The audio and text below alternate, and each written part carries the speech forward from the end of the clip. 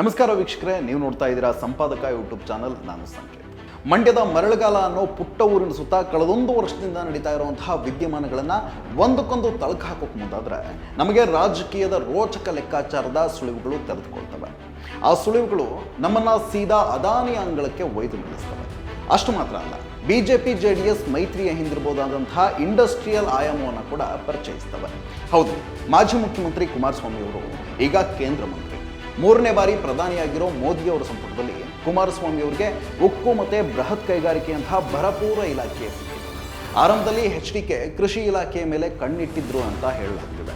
ತಮ್ಮ ತಂದೆಯವರಾದ ಮಾಜಿ ಪ್ರಧಾನಿ ದೇವೇಗೌಡರಿಗೆ ಇರುವಂತಹ ಮಣ್ಣಿನ ಮಗ ಅನ್ನೋ ಇಮೇಜಿನ ಸಂಪೂರ್ಣ ಲಾಭ ಪಡೆದು ತಾನು ರೈತ ಸ್ನೇಹಿ ರಾಜಕಾರಣಿಯಾಗಬೇಕು ಅನ್ನೋ ಹಂಬಲದ ಜೊತೆಗೆ ಒಕ್ಕಲತನದೊಟ್ಟಿಗೆ ತಮ್ಮನ್ನು ತಾವು ಸಮೀಕರಿಸಿಕೊಂಡಿರುವಂತಹ ಕೃಷಿ ಮಂತ್ರಿಯಾಗಿ ಒಕ್ಕಲಿಗ ಸಮುದಾಯವನ್ನು ಸಂಪೂರ್ಣವಾಗಿ ತನ್ನ ಕೈವಶ ಮಾಡಿಕೊಳ್ಬೇಕು ಅನ್ನೋ ಉದ್ದೇಶದಿಂದ ಕುಮಾರಸ್ವಾಮಿಯವರು ಆ ಆಸೆ ಇಟ್ಕೊಂಡಿದ್ದಾರೆ. ಸಂಪುಟ ರಚನೆಗೂ ಮೊದಲೇ ತನಗೆ ಕೃಷಿ ಖಾತೆಯ ಮೇಲೆ ಆಸಕ್ತಿ ಇದೆ ಅಂತ ಸ್ವತಃ ಅವರೇ ದಿಲ್ಲಿ ಮಾಧ್ಯಮದವ್ರ ಮುಂದೆ ಹೇಳ್ಕೊಂಡಿದ್ದು ಇದಕ್ಕೆ ಸಾಕ್ಷಿ. ಆದರೆ ಕೊನೆಗೂ ಕೃಷಿ ಖಾತೆ ಅವರ ಕೈ ತಪ್ಪಿದೆ. ಆದ್ರೇನಂತೆ ಬೃಹತ್ ಕೈಗಾರಿಕೆಯಂತಹ ಪೊಗರುದಸ್ತು ಖಾತೆನ ಅವರ ಕೈ ಸೇರಿದೆ. ಕುಮಾರಸ್ವಾಮಿ ಅವರಿಗೆ ಬೃಹತ್ ಕೈಗಾರಿಕೆ ಇಲಾಖೆ ಸಿಕ್ಕಿರೋದು ಅವರ ವರ್ಚಸ್ಸಿನ ಕಾರಣಕ್ಕಲ್ಲ, ಅಥವಾ ಅವರು ಗೆದ್ದು ಕೊಟ್ಟಿರೋ 2 ಸೀಟ್ಗಳ ಕಾರಣಕ್ಕೂ ಅಲ್ಲ. ಇದರ ಹಿಂದೆ ಮೋದಿಯವರ ಆಪ್ತ ಉದ್ಯಮಿ ಅದಾನಿಯ ಆಟ ಅಡಗಿದೆ ಅನ್ನೋ ಮಾತುಗಳು ಕೂಡ ಕೇಳಿ ಬರ್ತವೆ. ಇನ್ಫ್ಯಾಕ್ಟ್ ಬಿಜೆಪಿ ಜೆಡಿಎಸ್ ನಡುವೆ ನಡೆದದ್ದು ಪ್ಯೂರ್ಲಿ ರಾಜಕೀಯ ಮೈತ್ರಿ ಆದರೂ ಅದರಲ್ಲಿ ಅದಾನಿಯ ಇಂಡಸ್ಟ್ರಿಯಲ್ ಇನ್ಫ್ಲೂಯೆನ್ಸ್ ಕೂಡ ಇತ್ತು ಅನ್ನೋ ಮಾತುಗಳು ಚುನಾವಣೆಗೂ ಮೊದಲೇ ಕೇಳಿ ಬಂದಿತ್ತು. ಕುಮಾರಸ್ವಾಮಿ ಅವರಿಗೆ ಬೃಹತ್ ಕೈಗಾರಿಕೆ ಖಾತೆ ಸಿಕ್ಕ ಬೆನ್ನಿಗೆ ಆ ಮಾತುಗಳಿಗೆ ಈಗ ಬಲ ಬರ್ತಾ ಇದೆ. ಇದನ್ನೆಲ್ಲ ನಾವು ಅರ್ಥ ಮಾಡ್ಕೊಳ್ಬೇಕು ಅಂದರೆ ಸುಮಾರು 1.5 ವರ್ಷದಷ್ಟು ಹಿಂದಕ್ಕೆ ಹೋಗ್ತಾರೆ. ಫೆಬ್ರವರಿ 27, 2023 ಕೇಂದ್ರ ಸರ್ಕಾರದ ಅಟಾಮಿಕ್ ಮಿನರಲ್ಸ್ ಡೈರೆಕ್ಟರೇಟ್ ಅಂದರೆ AMD ಅಧಿಕಾರಿಗಳು ಒಂದು ಅನಿರೀಕ್ಷಿತ ಸತ್ಯವನ್ನು ಶೋಧಿಸಿದರು. ಮಂಡ್ಯ ಜಿಲ್ಲೆಯ ಮರಳಗಾಲ ಅಲ್ಲಪಟ್ಟಣದ ಆಸ್ಪಾಸ್ನಲ್ಲಿ ಬರೋಬ್ಬರಿ 1600 ಟನ್ನಷ್ಟು ಲಿಥಿಯಂ ನಿಕ್ಷೇಪ ಇರೋದನ್ನು ಪತ್ತೆ ಮಾಡಿದರು. ಅಂದಿನ ಗಣಿ ಖಾತೆ ಸಚಿವರಾಗಿದ್ದ ಪ್ರಹ್ಲಾದ್ ಜೋಶಿ ಅವರು ಕೂಡ ರಾಜ್ಯಸಭೆಯಲ್ಲಿ ಲಿಖಿತ ರೂಪದಲ್ಲಿ ಇದನ್ನು ಅನುಮೋದಿಸಿದರು. ಜಮ್ಮು ಕಾಶ್ಮೀರ, ರಾಜಸ್ಥಾನ, ಜಾರ್ಖಂಡ್, ಛತ್ತೀಸ್ಗಢ, ಅರುಣಾಚಲ್ ಪ್ರದೇಶ, ಮೇಘಾಲಯವನ್ನು ಹೊರತುಪಡಿಸಿದರೆ ಭಾರತದಲ್ಲಿ AMD ಸಂಶೋಧಕರಿಗೆ ಇಷ್ಟು ದೊಡ್ಡ ಪ್ರಮಾಣದಲ್ಲಿ ಲಿಥಿಯಂ ನಿಕ್ಷೇಪ ಪತ್ತೆಯಾದದ್ದು ನಮ್ಮ ಕರ್ನಾಟಕದಲ್ಲಿ. ಲಿಥಿಯಂಗೆ ಇಷ್ಟೊಂದು ಬೇಡಿಕೆ ಇದೆಯಾ? ಅದರ ಉಪಯೋಗ ಏನು ಅಂತ ನಿಮ್ಗೆ ಅನಿಸ್ಬೋದು. ಖಂಡಿತ ಲಿಥಿಯಂಗೆ ತುಂಬ ಮೌಲ್ಯ ಇದೆ. ಇತ್ತೀಚಿನ ದಿನಗಳಲ್ಲಿ ಹವಾಮಾನ ವೈಪರೀತ್ಯವನ್ನು ತಡೆಗಟ್ಟಿ ಗ್ರೀನ್ ಹೌಸ್ ಎಫೆಕ್ಟ್ಗೆ ಕಡಿವಾಣ ಹಾಕೋ ಸಲುವಾಗಿ ವಿಶ್ವದ ನಾನಾ ರಾಷ್ಟ್ರಗಳು ಕ್ಲೀನ್ ಎನರ್ಜಿ ಅನ್ನೋ ಪ್ರಾಜೆಕ್ಟನ್ನು ಪ್ರೋತ್ಸಾಹಿಸ್ತಾ ಇದ್ದಾವೆ. ಅಂದರೆ ಇವತ್ತಿನ ಪೆಟ್ರೋಲ್, ಡೀಸೆಲ್ ತರಹದ ಫ್ಯೂಯಲ್ ವೆಹಿಕಲ್ಗಳ ಜಾಗದಲ್ಲಿ ಎಲೆಕ್ಟ್ರಿಕ್ ವೆಹಿಕಲ್ಗಳನ್ನು ಪ್ರೋತ್ಸಾಹಿಸಬೇಕು ಅನ್ನೋದು ಕ್ಲೀನ್ ಎನರ್ಜಿಯ ಉದ್ದೇಶ. ಈ ಎಲೆಕ್ಟ್ರಿಕ್ ವೆಹಿಕಲ್ಗಳಿಗೆ ಮುಖ್ಯವಾಗಿ ಬೇಕಾಗೋದು ಲಿಥಿಯಂ ಬ್ಯಾಟರಿಗಳು. ಈಗ ಬೊಲಿವಿಯಾ ಜಗತ್ತಿನ 75%ನಷ್ಟು ಲಿಥಿಯಂ ಸಂಪತ್ತನ್ನು ಹೊಂದಿದ್ದು ಅರ್ಜೆಂಟೀನಾ, ಅಮೆರಿಕ ಮತ್ತು ಚಿಲಿ ದೇಶಗಳು ನಂತರದ ಸ್ಥಾನದಲ್ಲಿದೆ.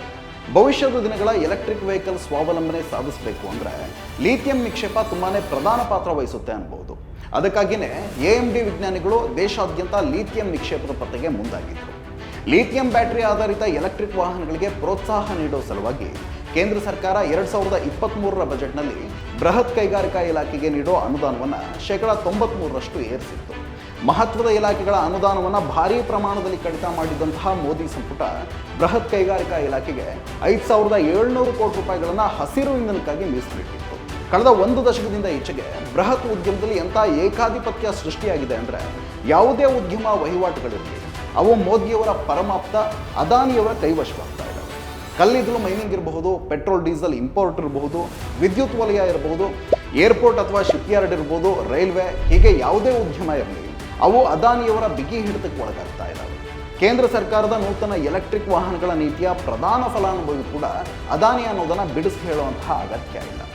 ಏಷ್ಯಾದ ಅತಿದೊಡ್ಡ ಲಿಥಿಯಂ ನಿಕ್ಷೇಪ ಜಮ್ಮು ಕಾಶ್ಮೀರದಲ್ಲಿ ಪತ್ತೆಯಾಗಿದ್ದಕ್ಕೂ ಅಲ್ಲಿನ ಆರ್ಟಿಕಲ್ 370ಯನ್ನು ಮೋದಿ ಸರ್ಕಾರ ರದ್ದು ಮಾಡಿ ಹೊರಗಿನವರು ಜಮೀನು ಖರೀದಿ ಮಾಡೋಕ್ಕೆ ಅನುಕೂಲ ಮಾಡಿಕೊಟ್ಟಿದ್ದಕ್ಕೂ ಅದಾನಿ ಸಮೂಹ 2023ರ ನಂತರ EV ಚಾರ್ಜರ್ ಘಟಕಗಳ ಸ್ಥಾಪನೆಗೆ, ಲಿಥಿಯಂ ಬ್ಯಾಟರಿಗಳ ಉತ್ಪಾದನೆಗೆ ಹೆಚ್ಚು ಒತ್ತನ್ನು ನೀಡಲಾರಂಭಿಸಿದ್ದಕ್ಕೂ ತಾಳೆ ಹಾಕಿ ನೋಡಿದಾಗ ನಮಗೆ ಮಂಡ್ಯದ ಮರಳಗಾಲದ ಲಿಥಿಯಂ ನಿಕ್ಷೇಪ ಮತ್ತು ಕುಮಾರಸ್ವಾಮಿ ಅವರಿಗೆ ಒಲಿದು ಬಂದಿರುವಂತಹ ಬೃಹತ್ ಕೈಗಾರಿಕಾ ಖಾತೆಯ ಮಂತ್ರಿಗಿರಿಗೂ ಏನಾದರೂ ಸಂಬಂಧ ಇರಬಹುದೇ ಅನ್ನೋ ಅನುಮಾನಗಳು ಮೂಡ್ತವೆ.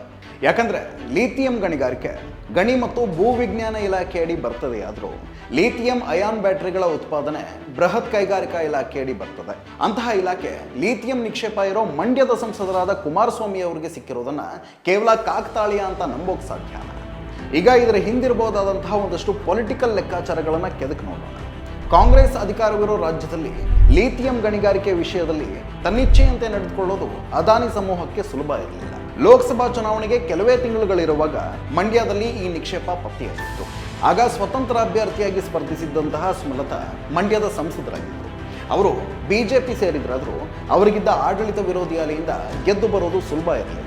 ಮಂಡ್ಯದಲ್ಲಿ ತಮಗೆ ಪೂರಕವಾದ ಸಂಸದ ಗೆದ್ದು ಬರದೆ ಹೋದರೆ ಲಿಥಿಯಂ ನಿಕ್ಷೇಪವನ್ನು ಅದಾನಿ ಸಮೂಹ ಏಕಪಕ್ಷೀಯವಾಗಿ ಬಳಸ್ಕೊಳ್ಳೋಕೆ ಕಷ್ಟ ಆಗಬಹುದು ಅನ್ನೋದು ಬಿಜೆಪಿಗೆ ಗೊತ್ತಿದೆ. ಒಕ್ಕಲಿಗ ಸಮುದಾಯದ ಪ್ರಾಬಲ್ಯ ಇರುವಂತಹ ಮಂಡ್ಯದಲ್ಲಿ ಬಿಜೆಪಿಗೆ ಸಮರ್ಥ ಅಭ್ಯರ್ಥಿಯಾಗಿ ಕಂಡದ್ದು ಕುಮಾರಸ್ವಾಮಿ. ಹೇಗೂ JDS ಜೊತೆ ಮೈತ್ರಿ ಆಗಿತ್ತಾದ್ರಿಂದ ಅವರನ್ನೇ ಕಣಕ್ಕಿಳಿಸಿ ನಿಕ್ಷೇಪವನ್ನು ಗಟ್ಟಿ ಮಾಡಿಕೊಳ್ಳೋ ಬಗ್ಗೆ ಯೋಚಿಸಿದರು. ಹಾಗಾಗಿ ಮಂಡ್ಯವನ್ನು ತಮಗೆ ಬಿಟ್ಕೊಡ್ಬೇಕು ಅಂತಹ ಪ್ರಸ್ತಾವನೆ ಇಟ್ಟಿದ್ದಂತಹ ದೇವೇಗೌಡರಿಗೆ ಕುಮಾರಸ್ವಾಮಿ ಅವರನ್ನು ಅಭ್ಯರ್ಥಿಯಾಗಿಸೋದಾದರೆ ಮಾತ್ರ ಬಿಟ್ಟುಕೊಡೋಕೆ ಸಿದ್ಧ ಅನ್ನುವಂತಹ ಷರತ್ತನ್ನು ಹೊರತು. ಆ ಕಾರಣಕ್ಕೆ CS ಪುಟ್ಟರಾಜುಗೆ ಟಿಕೆಟ್ ಕೊಡಿಸುವಂತಹ ಭರವಸೆ ಕೊಟ್ಟಿದ್ದಂತಹ ಕುಮಾರಸ್ವಾಮಿ ಅವರು ಬಿಜೆಪಿ ಷರತ್ತಿಗೆ ಮಣಿದು ತಾವೇ ಅಭ್ಯರ್ಥಿಯಾದರು. ಹಾಗಂತ ಕೇವಲ ಲಿಥಿಯಂ ನಿಕ್ಷೇಪದ ಮೇಲೆ ಕಣ್ಣಿಟ್ಟು ಬಿಜೆಪಿ JDS ಜೊತೆ ಮೈತ್ರಿ ಮಾಡಿಕೊಂಡಿದೆ ಅಂತ ಹೇಳೋಕ್ಕಾಗಲ್ಲ. ಬಿಜೆಪಿಯ ರಾಜಕೀಯ ಲೆಕ್ಕಾಚಾರ ಬೇರೆನೇ ಇದೆ. ದೇವೇಗೌಡರ ಕುಟುಂಬವನ್ನು ಬಳಸಿಕೊಂಡು ಒಕ್ಕಲಿಗ ಸಮುದಾಯವನ್ನು ತನ್ನ ಮತ ಬ್ಯಾಂಕ್ ಆಗಿ ಮಾಡಿಕೊಳ್ಳೋದು ಅದರ ರಾಜಕೀಯ ಉದ್ದೇಶ. ಅದರ ಜೊತೆಗೆ ತಮ್ಮ ಆಪ್ತ ಗೆಳೆಯನಿಗೆ ನೆರವಾಗುವಂತಹ ಈ ಲಿಥಿಯಂ ಆಯಾಮವನ್ನು ಕೂಡ ಮೋದಿ ತಳಕು ಹಾಕ್ಕೊಂಡಿದ್ರು ಎನ್ನಲಾಗ್ತಿದೆ. ಇದೊಂಥರ ಹೆಂಗಂದ್ರೆ ಒಂದೇ ಕಲ್ಲಿಗೆ ಎರಡು ಹಕ್ಕಿಗಳನ್ನು ಹೊಡೆಯುವಂತಹ ತಂತ್ರಗಾರಿಕೆ ಇದ್ದ ಹಾಗೆ. ಈ ಲೆಕ್ಕಾಚಾರದ ಭಾಗವಾಗಿಯೇ ಮಂಡ್ಯದ ಲಿಥಿಯಂ ನಿಕ್ಷೇಪವನ್ನು ಸಂಪೂರ್ಣ ಕೈವಶ ಮಾಡಿಕೊಳ್ಳಲು ಅದಾನಿಗೆ ಅನುಕೂಲವಾಗುವಂತೆ ಕುಮಾರಸ್ವಾಮಿಯವರಿಗೆ ಬೃಹತ್ ಕೈಗಾರಿಕೆಯ ಖಾತೆಯನ್ನು ನೀಡಿದ್ದಾರೆ ಅನ್ನೋದು ದಿಲ್ಲಿಯಲ್ಲಿ ಹರಿದಾಡ್ತಾ ಇರುವಂತಹ ಲೇಟೆಸ್ಟ್ ಸುದ್ದಿ. ಇದಕ್ಕೆ ಪೂರಕವಾಗಿ ಅಧಿಕಾರ ವಹಿಸಿಕೊಳ್ತಿದ್ದ ಹಾಗೆ ಸಂಡೂರಿನಲ್ಲಿ ಗಣಿಗಾರಿಕೆಯನ್ನು ನಡೆಸೋ ಕಡತಕ್ಕೆ ಸಹಿ ಹಾಕುವ ಮೂಲಕ ಕುಮಾರಸ್ವಾಮಿಯವರು ಕರ್ನಾಟಕದ ಪಾಲಿಗೆ ಅಪಾಯಕಾರಿಯಾಗುವಂತಹ ಗುಣಲಕ್ಷಣಗಳನ್ನು ತೋರಿದ್ದಾರೆ. ಅಷ್ಟೇ ಅಲ್ಲ, ಅಮೆರಿಕ ಮೂಲದ ಸೆಮಿಕಂಡಕ್ಟರ್ ಕಂಪನಿಯ ಕುರಿತು ಕೇವಲ 2 ದಿನಗಳಲ್ಲಿ ಯೂಟರ್ನ್ ಹೊಡೆದಿರುವಂತಹ ಕುಮಾರಸ್ವಾಮಿಯವರು ಮೋದಿ ಸಂಪುಟದಲ್ಲಿ ತಾವು ಕೇವಲ ಇಂಡಸ್ಟ್ರಿಯಲಿಸ್ಟ್ಗಳ ಕೈಗೊಂಬೆಯಂತೆ ವರ್ತಿಸುವ ಅಸಹಾಯಕತೆಯನ್ನು ಕೂಡ ಪ್ರದರ್ಶಿಸಿದ್ದಾರೆ.